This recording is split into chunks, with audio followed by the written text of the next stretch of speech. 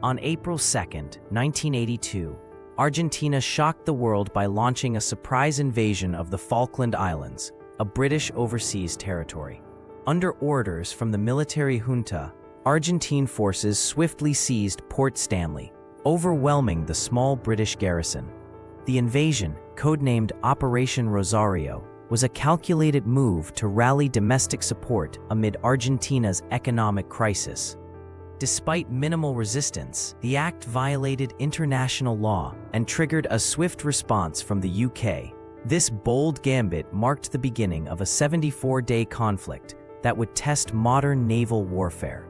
Argentina's occupation was met with global condemnation, setting the stage for Britain's unprecedented military mobilization. Within days of the invasion, Britain launched Operation Corporate, assembling the largest naval task force since World War II.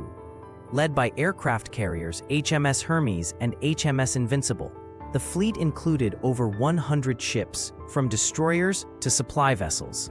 The logistical challenge was immense, sailing 8,000 miles to the South Atlantic with limited air cover. Yet, Prime Minister Margaret Thatcher's government demonstrated unwavering resolve. The task force's departure from Portsmouth symbolized Britain's determination to reclaim the islands.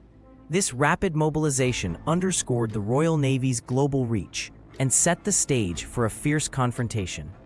The world watched as the fleet steamed toward war.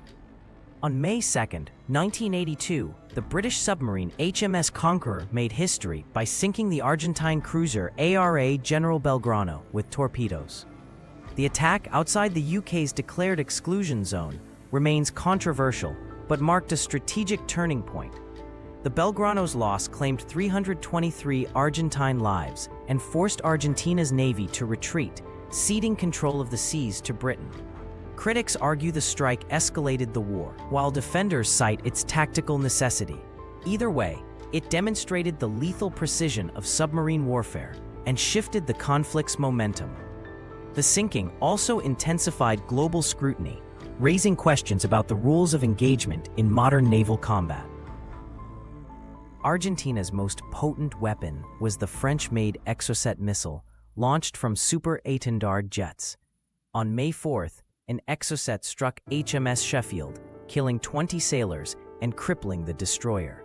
The missile's radar evasion made it nearly unstoppable, exposing vulnerabilities in British defenses. Argentina's pilots, flying at treetop level to avoid detection, became legendary for their bravery. Yet, limited Exocet supplies and British countermeasures eventually blunted their impact. The air battles showcased the deadly interplay of technology and tactics in modern warfare. While Argentina inflicted heavy damage, Britain's Harrier jets and shipborne defenses ultimately secured air superiority. On May 21st, British forces launched a daring amphibious landing at San Carlos Bay, codenamed Operation Sutton. Under cover of darkness, Royal Marines and paratroopers stormed the beaches, securing a vital foothold. Argentine air attacks inflicted losses. Ships like HMS Ardent were sunk, but failed to halt the advance. Helicopters ferried troops and supplies inland, while artillery duels raged in the hills. The operation's success hinged on meticulous planning and the courage of frontline troops. By June 14th, British forces had encircled Port Stanley, forcing Argentina's surrender. The landings proved decisive, showcasing the enduring relevance of amphibious warfare in modern conflicts.